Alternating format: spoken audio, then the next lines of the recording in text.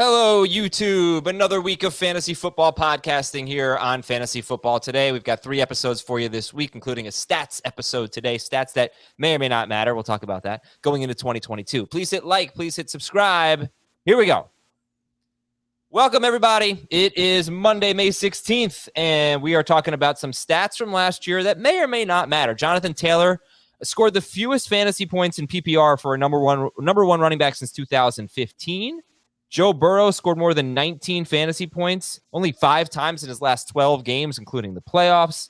Dalvin Cook and Mike Williams were both terribly either inefficient or unlucky, however you want to look at it, near the goal line. We'll talk about what that means going into 2022. Adam, Dave, and Jamie here. I have no idea what to start the show with, so I'm just going to default to this. So you went with all the depressing stats. I don't know if I have any good ones. Are they all bad? No, I have some good ones. That's good. I'm going to start with this. Who's going to win the Super Bowl? The Buffalo Bills. I mean, Tom Brady didn't come back to watch it again. Brady? Okay. Bucks over Bills. Do you want to give it like a pick? I'll say Bucks over Chiefs. I really haven't thought about this. So let's go with Buffalo over the Chicago Bears. Okay. It could happen. It could. Yeah. Rich strike, baby. Rich strike. No. Rich strike. That's awesome. All right. So let's do some quick news and notes here, and then we'll get into the stats that may or may not matter. Jerry Judy, last week, I didn't talk about this on our schedule show, but it happened just before the schedule came out. Jerry Judy was arrested, charged with second-degree criminal tampering with a domestic violence enhancer. Any change in your rankings here based on this, guys, with Jerry Judy? No, I don't think this is going to impact his football season. Okay. The Saints signed Jarvis Landry. All right, Jamie, give me the first word here. What does this mean for the Saints, for Landry, for Michael Thomas, for Chris Olave? It's great for Jameis Winston. This is a very nice-looking receiving core that the Saints are putting together here if everybody's healthy.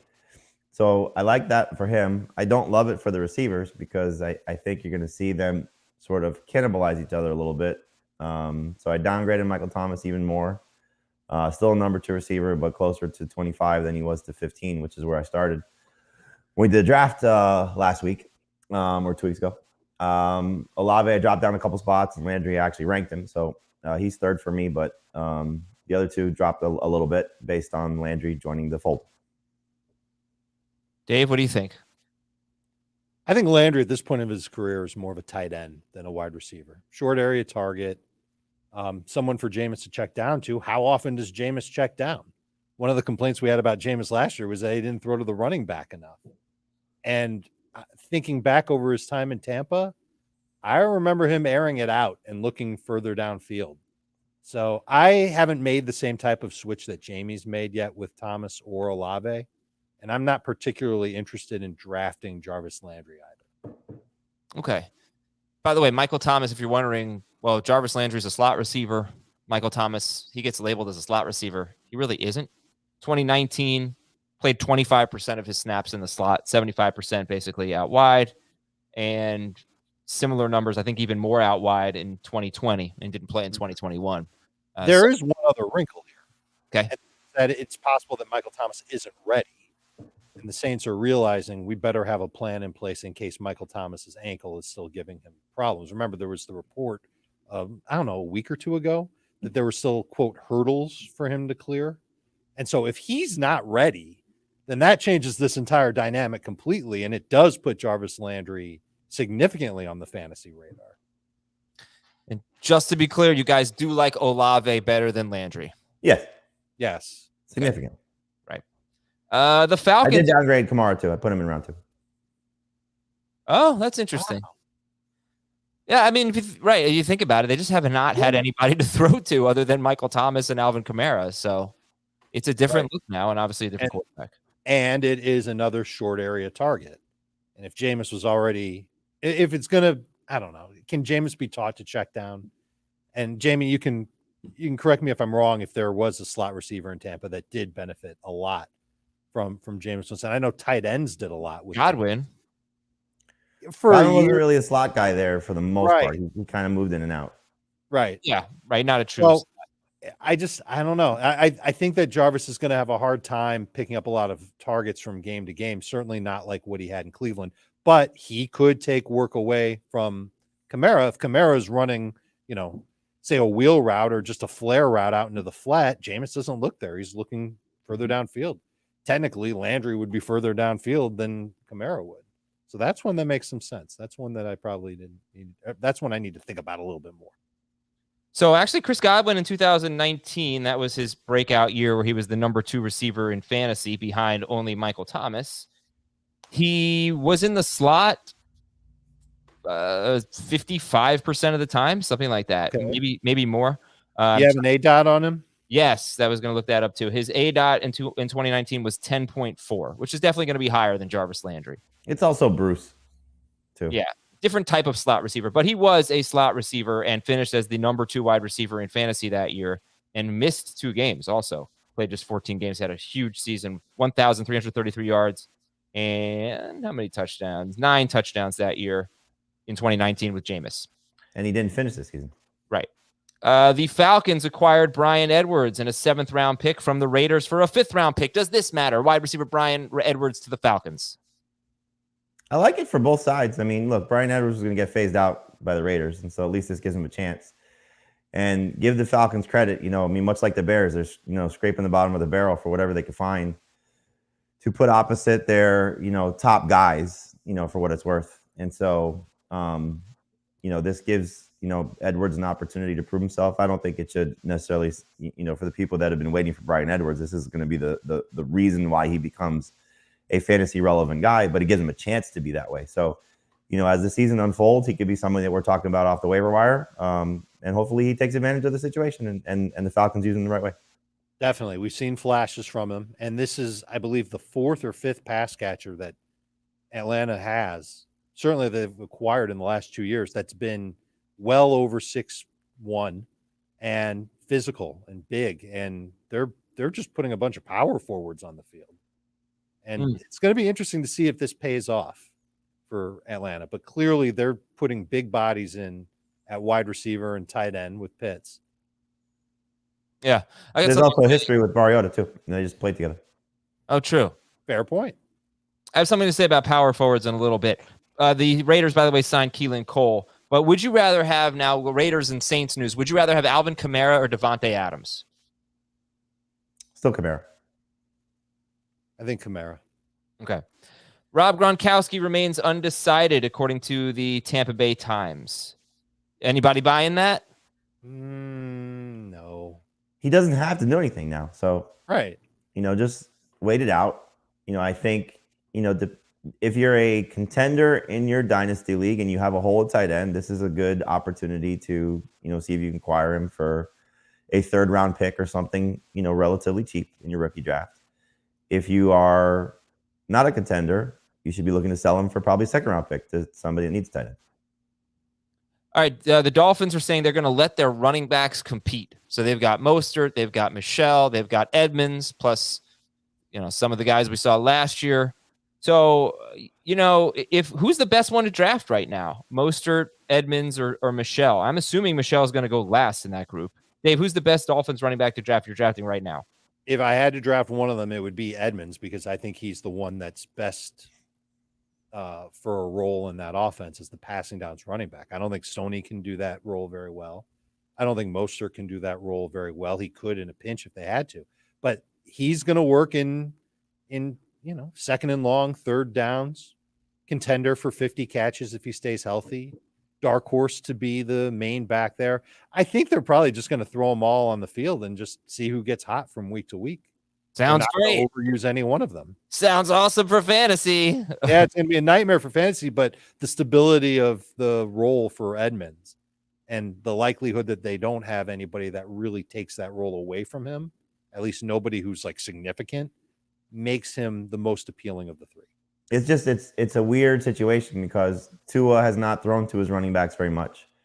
And the 49ers haven't thrown to their rushing downs guy very much. Not even a pass catching running back. It's mostly been Kyle Juszczyk at the fullback position. So, it's not, I think, a scenario where you're going to see Chase Edmonds. Okay, he'll be 50 catches. I just don't see that happening.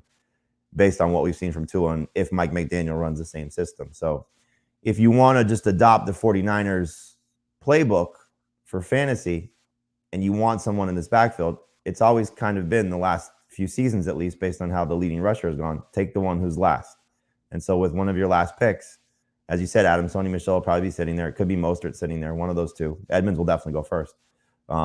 Just take a flyer on that guy and see what happens. And I also think that we're going to see one of, I hope it's Myles Gaskin, but one of Gaskin or Savon Ahmed get cut by the Dolphins. And that guy hopefully get a chance to maybe be a contributor to a backfield. So if you have one of those guys in Dynasty, maybe hold on to them while you're going through your roster cuts to make room for your rookie picks.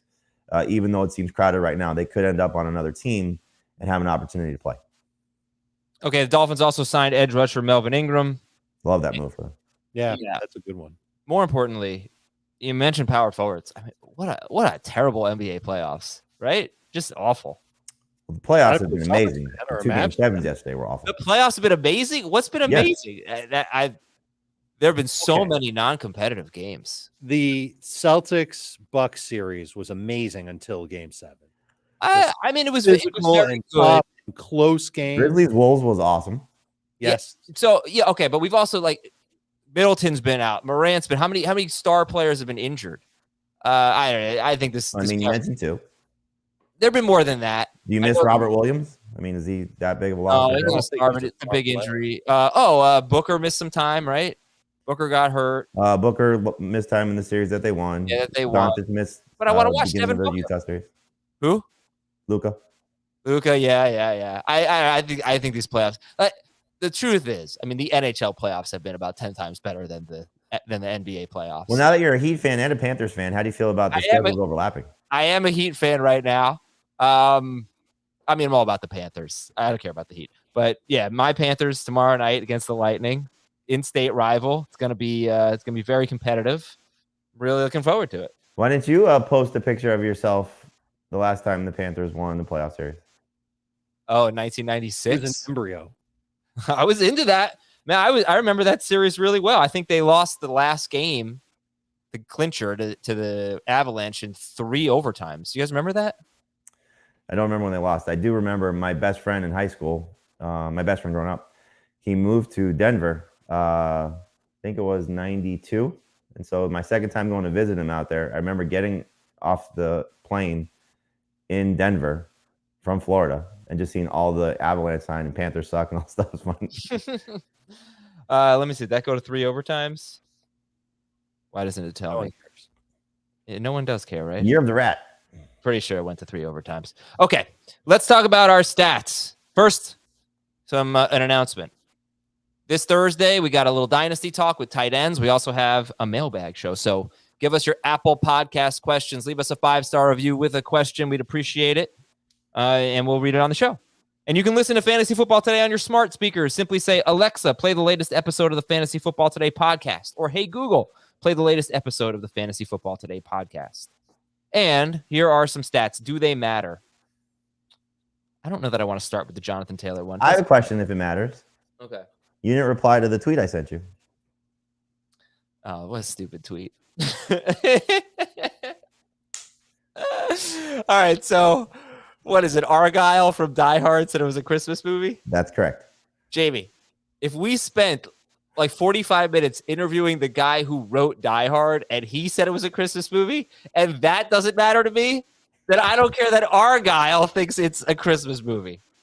He's named after a sweater. It was a fun little read there. Oh, I didn't read it. It was good? His experience, yeah. He's a great character. All right, let's start with let's catapulted his career. Let's do Jonathan Taylor first. Does this mean anything to you? Jonathan Taylor scored the fewest PPR fantasy points for a number 1 running back since 2015, and that was with an extra game.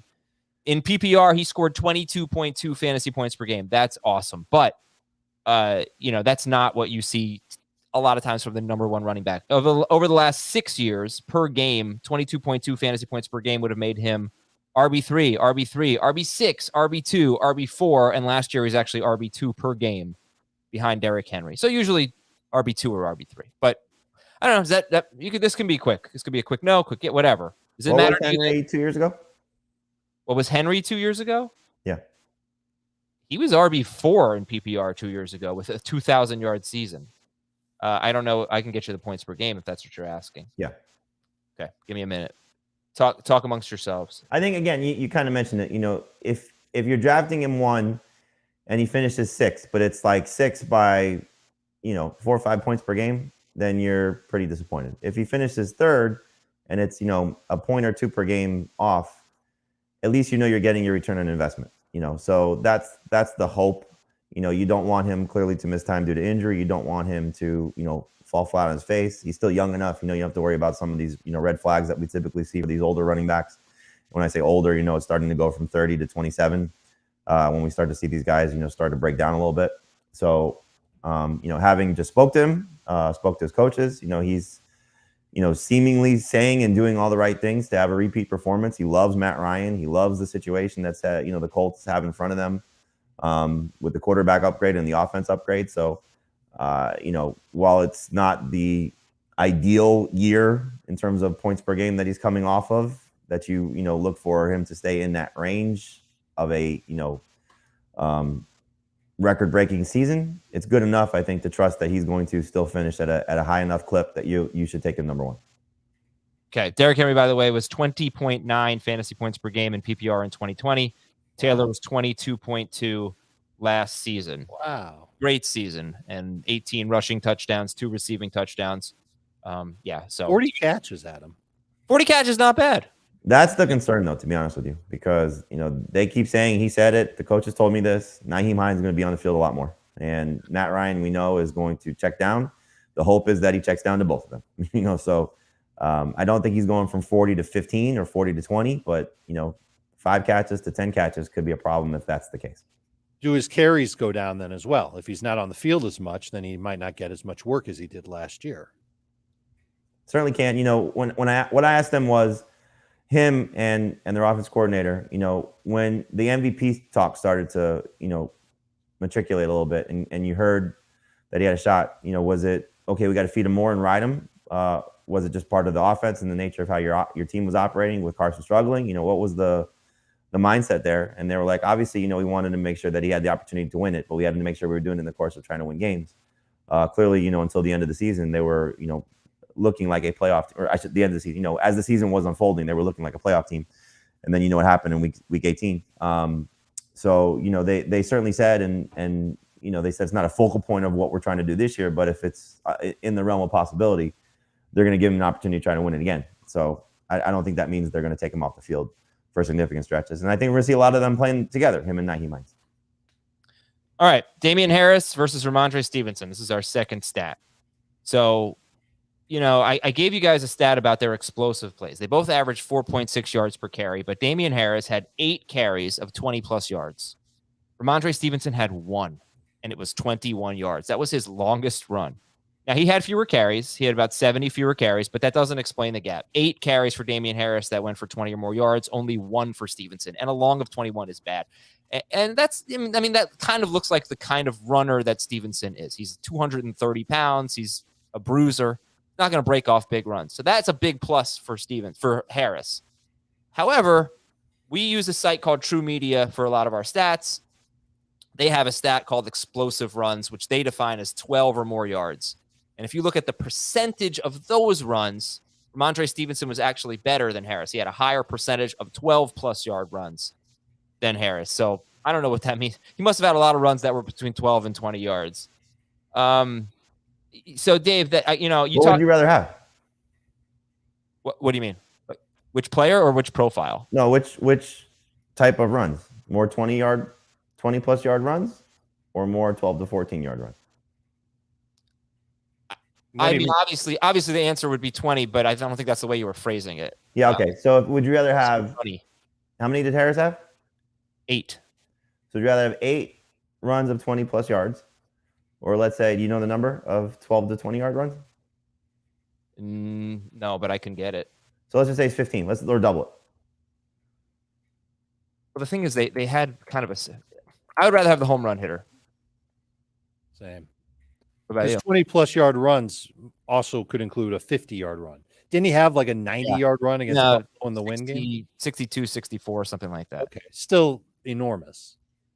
he's not like that kind of run. He's more like a 35-yard run kind of guy, Damian Harris. I mean, that one run against the Bills, I think we all kind of remember it was just kind of silly. Yeah, but, sure. But Stevenson's not going to do that. And the reason why I bring this up is that maybe the more important stat is after Harris's first injury, which came in the Carolina game in week 9, they played 5 games together, including the playoffs, where neither left with an injury. So they played 5 games where they both were healthy and stayed healthy. And they had basically the same amount of carries. And it was about 10 per game. I think Harris had 50 and Stevenson had 52. So, I mean, it was a very, very even split. So if you're trying to figure out, hey, who's better, who deserves more work, who's going to be on the field more, because otherwise you've got 2 guys getting 10 carries a game, very few catches, and that stinks for fantasy. So, Dave, what's your read on all of those stats for the Patriots running backs? I think they're similarly talented. They're both physical interior type runners that can grind and break long runs. Harris just has been the one that's broken more of them. He's been in the league a little bit longer. We've seen it from him. I also think that he's the preferred option on downs of 3 or fewer yards. He's played 60 such snaps. He's converted almost 80% of those opportunities into first downs or touchdowns, and 73% of his goal-to-go carries have resulted in touchdowns. Stevenson has seen about half as many of those snaps. His conversion rate is still pretty close, 68% overall, 60% on goal-to-go carries. Here's the other point that I wanted to make. I didn't make it on FFT and 5. I'll make it now. 4 of Stevenson's 5 rushing touchdowns came in special circumstances last year. Harris didn't play when Stevenson scored twice on the Browns. Harris was resting on the bench when Stevenson scored twice in a blowout against the Jaguars in week 17. So opportunities were there for Stevenson when Harris wasn't needed or wasn't available. I think Harris is their guy who on high value opportunities. That's why that's the main reason why you're going to take him first. I'm not opposed to taking both of them, but I think you're kind of opening yourself up for a headache if you do, because it is Patriots running backs from week to week. If you get Harris at a good value, let's call it round 6 or later, you should be happy. He's probably more of a borderline number 2, number 3 running back. But Stevenson's got value too, and you're going to get him a couple of rounds after that. And if Harris goes down, Stevenson should get the lead work. I think, the thing we got to worry about is they did this without James White or without somebody significant in that role, because Brandon Bolden's not the same player that I think James White is when he's right, or what Pierre Strong might be, who they added as well, and could also do some similar things to what these 2 guys can do. But this offense should be better. I mean, Mac Jones year 2, hopefully going through a year of the offseason should be better. The additions that they made, Devontae Parker specifically, that should be something that they add. They add more speed. Tyquan Thornton, second-round pick. We'll see if the offensive line is better, with some of the additions that they made or the tweaks that they made. There's a coordinator change, so factor that in. Is it going to be the same offense, or is it going to be something somewhat different, some new wrinkles? We just don't know. So I think, what Dave said about Harris is how you approach it. I think we've seen in a few of our drafts that he goes a little bit too soon for our liking, and he's clearly very format specific. Non-PPR, half PPR is where he's going to benefit. Full PPR, he's going to lose a little bit. And so, you're banking on a guy scoring 10-plus touchdowns, which is something you never want to bank on. Because if there is regression from the touchdown standpoint, then the other numbers are just going to look ugly. So he's safer as a flex. He's safer as if you go 0 RB or, however you build your team. You don't want to rely on him necessarily as a week in, week out starter per se if you don't have to. But can still bring some good value if this offense does improve and he gets those high-level touches, specifically at the goal line. Adam, just one quick thing. I think the James White point could be significant, but last year, Harris and Stevenson combined to play 15 snaps on 3rd down with 4+ yards to go. So those are passing down situations for sure. They weren't on the field then. I know they're not going to be on the field when James White plays. So I wouldn't necessarily look at that as a big drawback that James White will be back. And as for Pierre Strong, I think the talent is good. I think he's got a lot of upside. It's rare to see a rookie running back have a big role in the Patriots offense.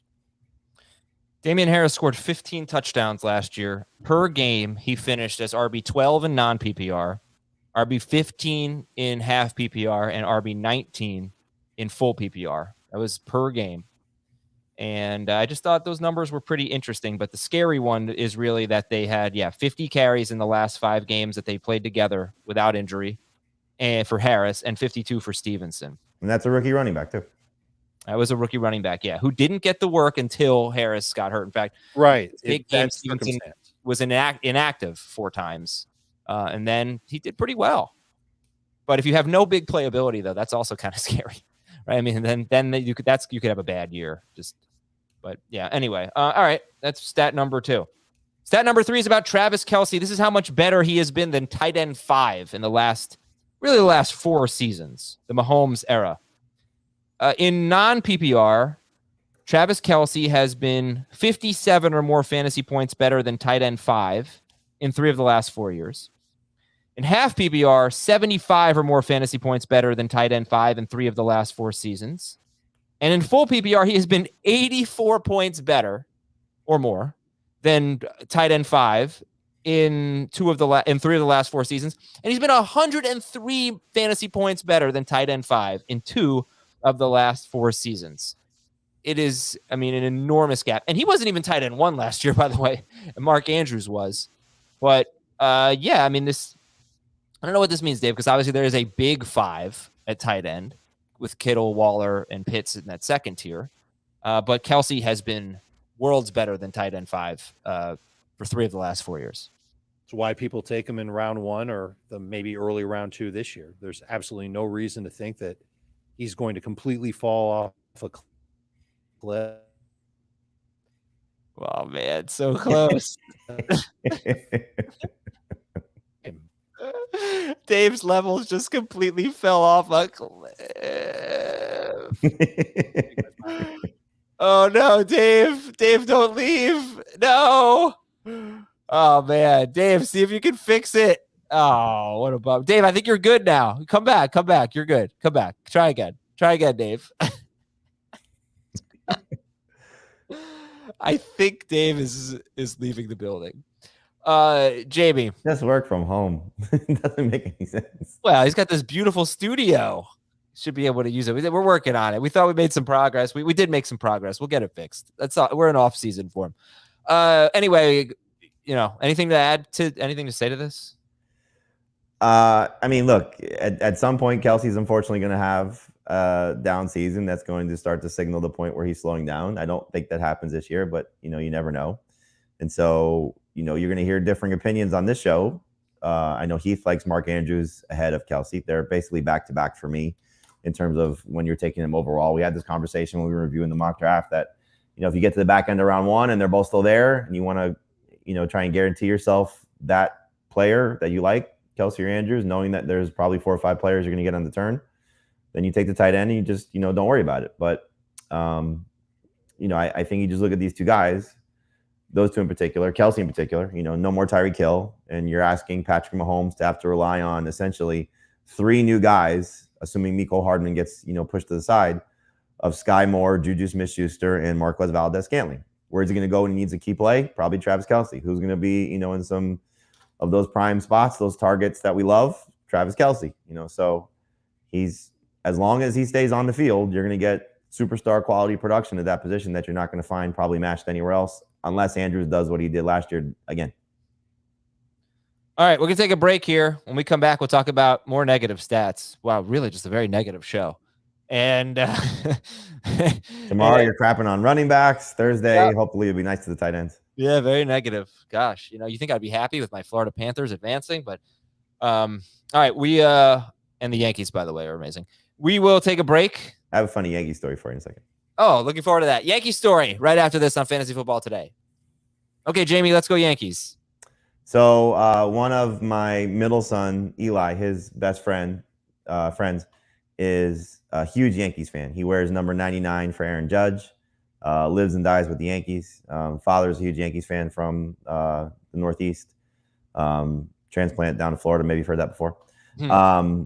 So they're on the same travel baseball team together. And we won, my son's team won their age group travel championship, whatever. I don't know what the exact the league or whatever they call it, because travel is so weird. But They won their championship and they won 15-0 to win the championship game. So my buddy just texted me, he said, yeah, his son Grayson got a letter from Brian Cashman congratulating him on winning the championship. And he sent a picture of the letter. It was one of his neighbors that wrote a letter to his son, Brian Cashman. That's awesome, man. Yes. That's really funny. Oh man, I gotta start doing stuff like that. That is good stuff. Yeah. Did you see it was a couple weeks ago, the kid who caught the Aaron Judge? Yeah, the Blue Jays. Yeah, it was great. How cool was that? Yeah. Great moment. All right, Joe Burrow in his last 12 games, including the postseason, he scored more than 19 fantasy points in 6-point per passing touchdown leagues only 5 times in his last 12 games. He scored more than 25 fantasy points only twice. Now, 25 is good, but the elite quarterbacks, they're going to do that. They're going to score more than 25 points more than 2 times in their last 12 games. Those 2 games, of course, were those massive games combined for 88 fantasy points against the Ravens and the Chiefs in weeks 16 and 17. But he really was not that good in the second half, and then he really wasn't good for fantasy in the playoffs. He didn't throw enough touchdowns. So again, in his last 12 games, Joe Burrow scored more than 19 fantasy points in 6-point per passing touchdown leagues only 5 times. That includes 4 postseason games. What do you think? Are we getting too excited about Joe Burrow given the kind of weak finish?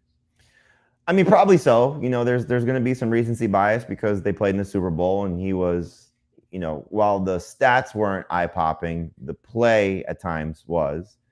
The hope clearly is that better protection leads to better numbers for him, and they, changed 3/5 of their offensive line with Lyle Collins and Alex Kappa.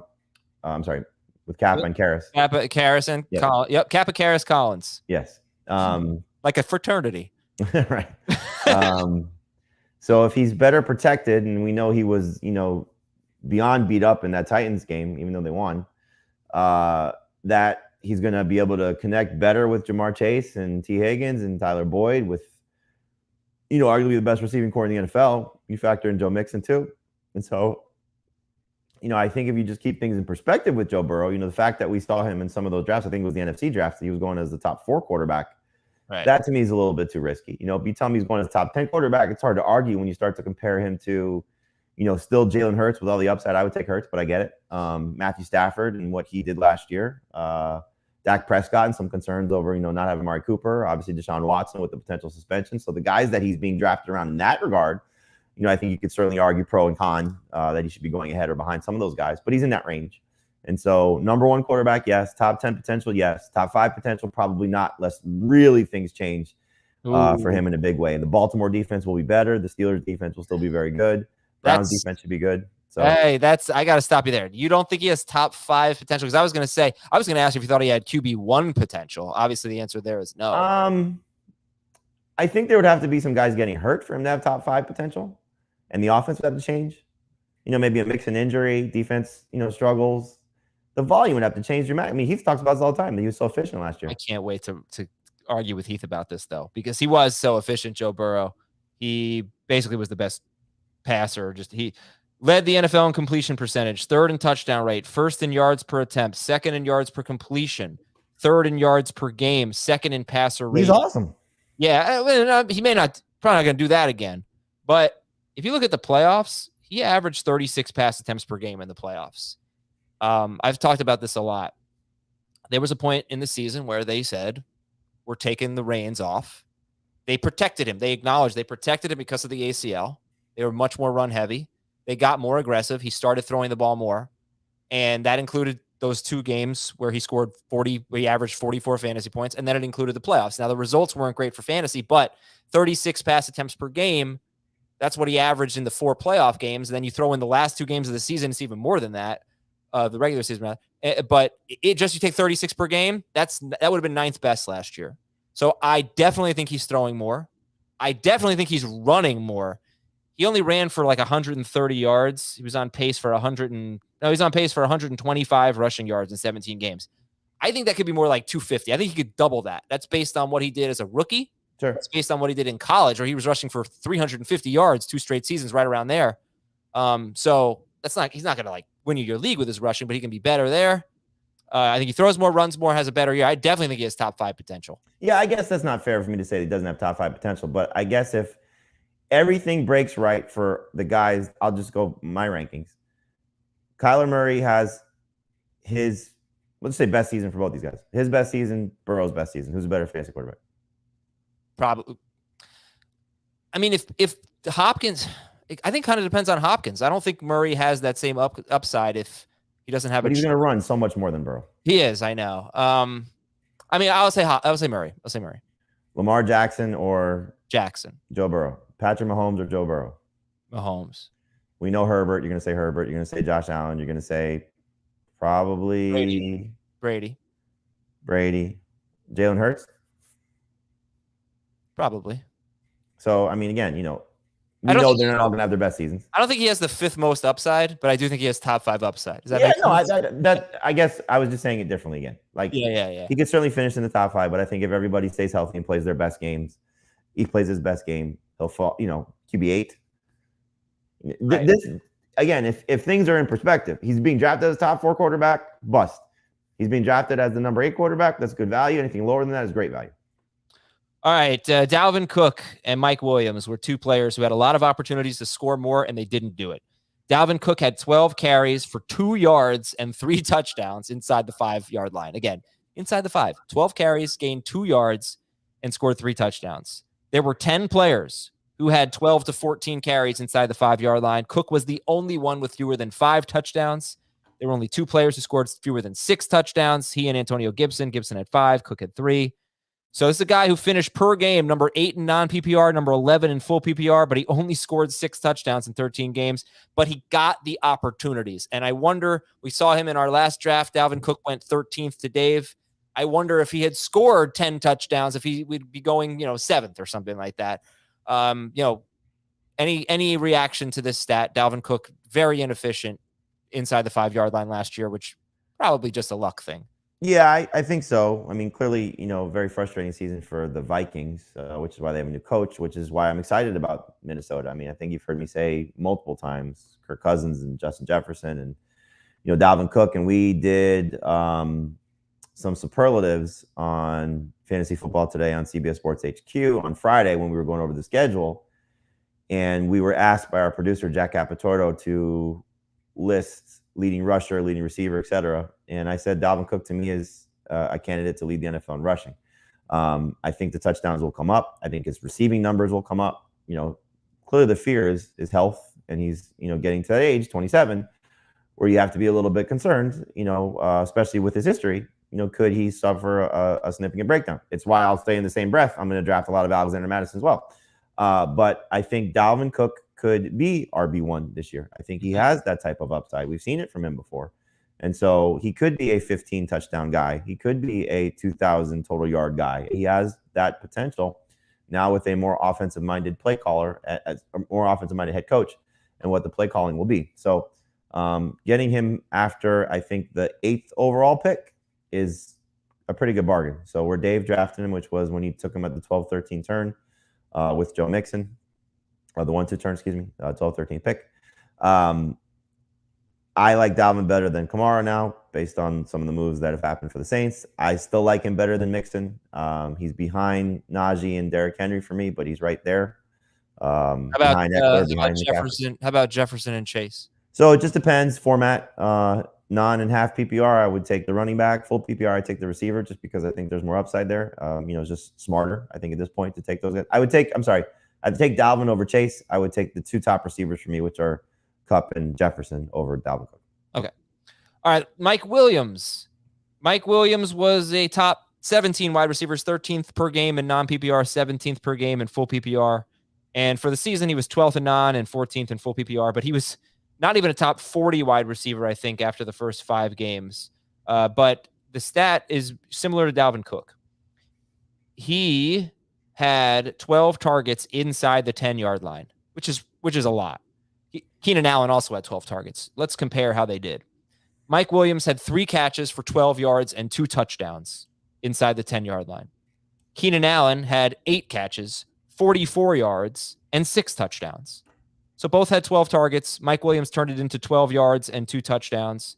Keenan Allen turned it into 44 yards and 6 touchdowns. That was from inside the 10. It is really bad. And when you look at the players who had this kind of a similar amount of targets, green zone targets inside the 10-yard line, the ones who did poorly with those targets were Marvin Jones, A.J. Green, Randall Cobb, and Mike Williams.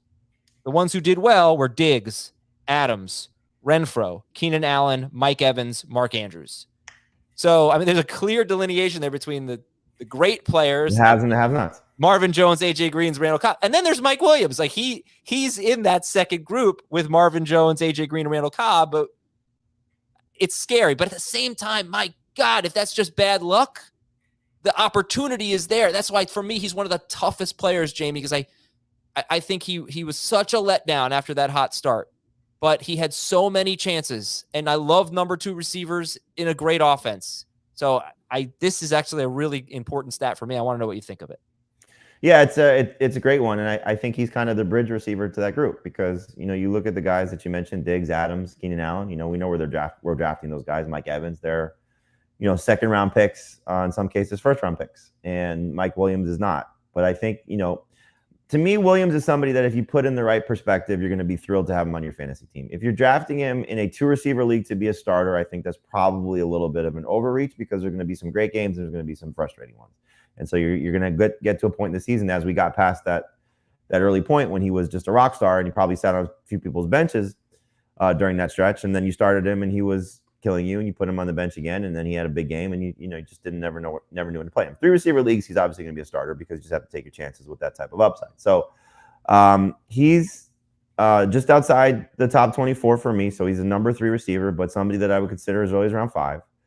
I think if you go 1 running back and 3 receivers and, factoring in maybe a quarterback or tight end in there as well, you're going to be happy to take him as a number 2 receiver potentially. But I would prefer him as a number 3 guy, and just hope that some of these things that he puts it all together over the course of the season. I don't know if he's going to be a 100-catch guy, but, 75 to 85 catches. Last year he had 76. That's certainly well within the range of possibility.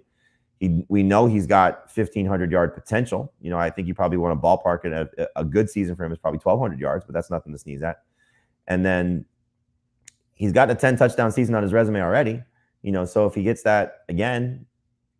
Yeah, he had 9 last year. He had 9 last year. He missed one game. Yeah. Right. And he could have had so many more touchdowns. He could have had a 12, 13 touchdown season if he hadn't been so bad with those goal line and short area, close to the goal line targets. And we can remember them. There's like a Follies clip of him just dropping passes near the goal line, having it knocked out of his hands.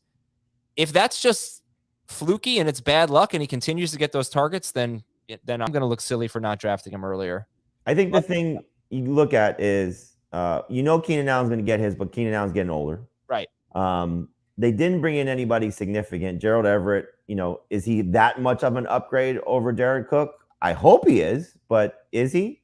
The running game, Isaiah Spiller, is he going to get more chances in whatever capacity along with Austin Eckler? Because I don't think Eckler's coming off the field for significant stretches. And so the Chargers told you what they think of him. They weren't ready to turn it over to Josh Palmer and Jalen Guyton. They want him to be their number 2 guy by the contract that they gave him, by keeping him around. So there's a lot to love about Mike Williams as Justin Herbert just continues to get better, but there's just going to be some frustrating and maddening times. He's just that type of player. All right, the last stat, I don't know if you want to talk about this again. I wanted to get another perspective on here. Unfortunately, not going to happen today, but David Bell, I said this almost an hour into the show last time we spoke on Thursday, but David Bell, Cleveland's rookie wide receiver, had an FBS high 67 catches on shallow or crossing routes since 2019. That's according to ESPN stats and information. So I know you like David Bell to kind of step in there and play that role, short area target guy for the Browns. I do. Again, you're talking about a receiving core that's Amari Cooper, David Njoku for what it's worth, and some unknowns. Like, we're excited about the potential of Donovan Peoples-Jones as the number 2 guy, Anthony Schwartz, competing for that opportunity as well. But David Bell should end up winning the slot role for them. And if he does, Deshaun Watson connecting with him and Kevin Stefanski's offense should be a good situation. Now, I don't know if he's going to, as I said, when we first brought him up following the NFL draft, that, you asked who's going to lead rookies in receptions. I don't think he's going to do that, but, just trying to give you somebody different. But there's a lot to like about him. And so in redraft leagues, one of your last round picks, certainly in PPR, I would keep his name, in the forefront of your mind. In rookie only drafts for dynasty leagues, I don't know if he's necessarily a second round pick. I think he's in the conversation, but certainly early to mid third round. He's got much more upside than that. And I think when we look back on rookie drafts, why didn't I take him in the second round? He's going to be, I think, one of those receivers. So I like his opportunity. I like his situation. Clearly, if Deshaun Watson's not suspended, that's going to sway how he performs most likely. But there's a good opportunity here, especially if Njoku continues to be sort of this guy that doesn't play consistently week in, week out, produce consistently week in, week out. And, Amari Cooper does his thing, but the other guys don't step up. He can be the number 2 receiver for the Cleveland offense. All right, that's David Bell, and those are some quirky stats from 2021 and even before that with David Bell. That might matter in 2022. Let's read your emails at fantasyfootball@cbsi.com. This is from Juan. Which offense do you believe collapses this year? I had Tennessee last year, and I was right, but had a rough first 5 weeks because of Derrick Henry, LOL. And which offense takes that huge step forward like the Bengals? So which offense collapses? Which one takes a huge step forward? I mean, the offenses that could collapse, I think you could look at San Francisco, if Trey Lance is bad, or it's a combination of Jimmy Garoppolo still playing and Lance coming in and out, and, the loss of Mike McDaniel. So there's some things there that you could see, if Debo doesn't have the same type of production as a rusher. That's one, just because it's a quarterback change. Arizona, I mean, there's a lot of moving parts right now. If Connor gets hurt, can the backfield still be sustainable? We'll say as of now, Benjamin or Ingram, the rookie that they drafted, but are those guys going to be what Connor was when Edmonds got hurt, or vice versa? No Hopkins. We're asking, Marquise Brown to be that guy. He's certainly shown that he can be, but what if he's not? And Kyler, falls apart. So there's some, flaws there. So those are two that come to mind. Obviously, Seattle right now could crater, with the quarterback situation. The ones that take a step forward, I think you look at the Dolphins and the Jets, those two in particular. Miami clearly getting a significant overhaul from coach to offensive line to receivers and backfield. So there's a lot to like about what's going on there. And then the Jets, they just added Garrett Wilson. They add Breece Hall, 2 high-profile rookies that could, clearly make things a lot better for Zach Wilson and everybody else not named Michael Carter. So there's a lot to like about that Jets offense too. Yep. And Broncos, obviously, that's one. Right. I think Jaguars and Bears, you're hoping for that second-year bust out. And I throw the Niners in there, but they were already a good offense. But you're hoping for that second-year quarterback. Right. Raiders get better. Raiders are going to get better, sure. Okay, next email is from Nick. Dynasty question.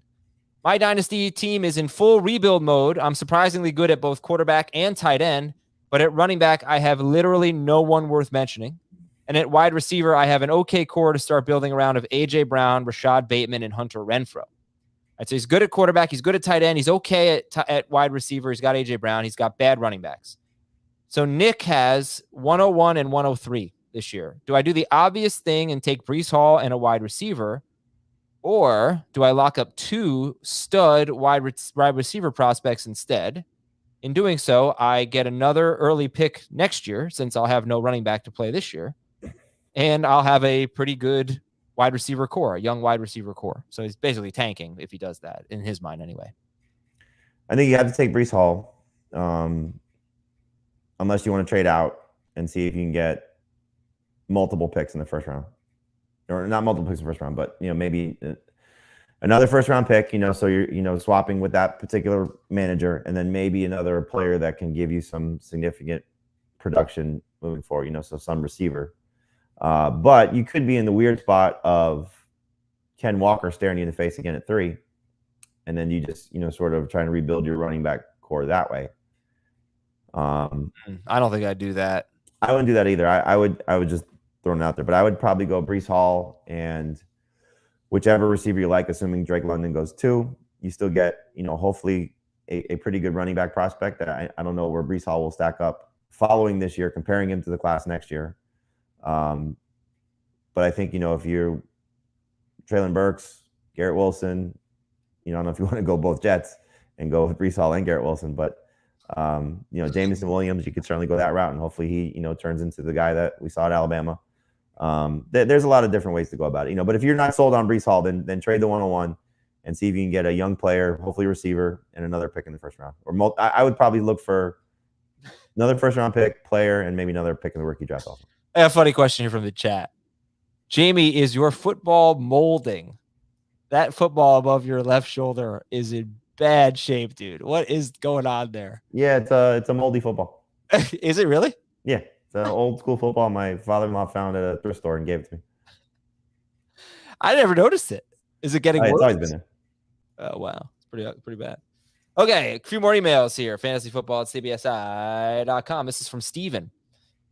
All right, keeper question. I must keep 2. I can keep up to 3. I have 2 third-round picks, 3 fourth-round picks, and 2 sixth-round picks. He's a lot of picks. All right, he's got Justin Jefferson in the 2nd, Josh Allen in the 4th. Remember, he has 3 fourth-round picks. Travis Etienne in the 13th, and J.K. Dobbins in the 12th. Ooh, all right, so he can keep 3. Jefferson in the 2nd, Allen in the 4th, Etienne in the 13th, Dobbins in the 12th. I probably just throw back Allen and keep the other 3 guys. Especially you have so much draft capital, you could draft Allen again, maybe in the 2nd round. Or no, you lose the pick.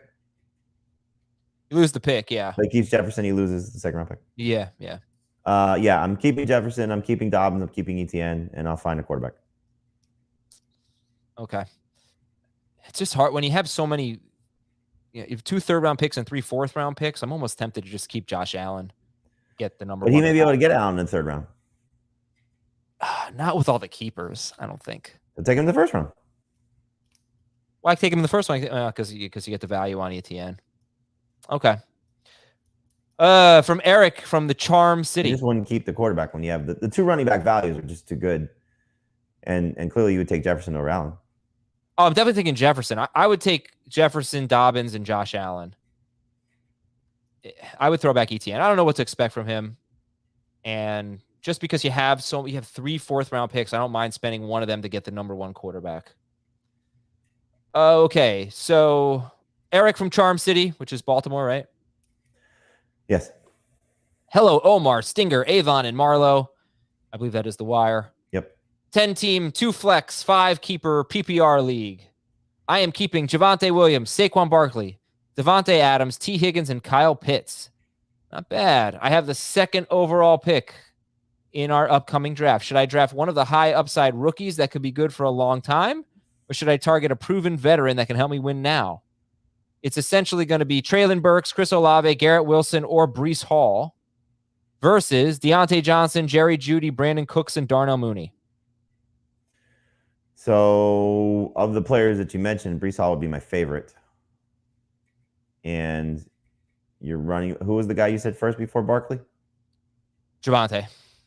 So you have 2 guys that certainly have number 1 upside, but they're going into the season as number 2 running backs. I would probably see. If you get Breece Hall, that's the guy I would take. But Breece Hall could go number 1, and if that's the caliber of players you're talking about. Yeah, Deontay Johnson might be next for you. I'm not sure. Breece Hall, Deontay Johnson, Jerry Judy, rookie wide receivers, Brandon Cooks, Darnell Mooney. It's hard when you're 50 players in. Yeah. Okay. He also says, P.S. I have been a long-time listener, and recently when Dave's connection dropped out after stating something about 50% of the time, Adam cracked a joke about hearing about 50% of Dave's answer. I've never heard Jamie laugh as hard as he did. Adam, take this as proof that you are capable of being a really funny guy. Yeah. Thank you. This is from Trevor. Was I laughing at your joke or just that Dave continues to leave the show? 50% of each. I'm not on the show tomorrow. Should I just prepare to jump in halfway through? I don't know. I think we're going to have Dave do it from home tomorrow. From Trevor. Hey, Ryan, Steve, Vince, Marcus, and Jake. Oh, those are definitely Titans quarterbacks. Ryan, Steve, Vince, Marcus, and Jake. 10-team Superflex, half PPR, 3 receivers, 2 running backs, and 2 flexes, and a Superflex. So, you already knew that. But anyway, a lot of roster spots there. But it's 10 teams. 3 receivers, 2 flexes, 2 running backs, 1 Superflex. I'm in win now mode with a good young core. At quarterback, I have Watson, Cousins, Carr, Lawrence, and Mills.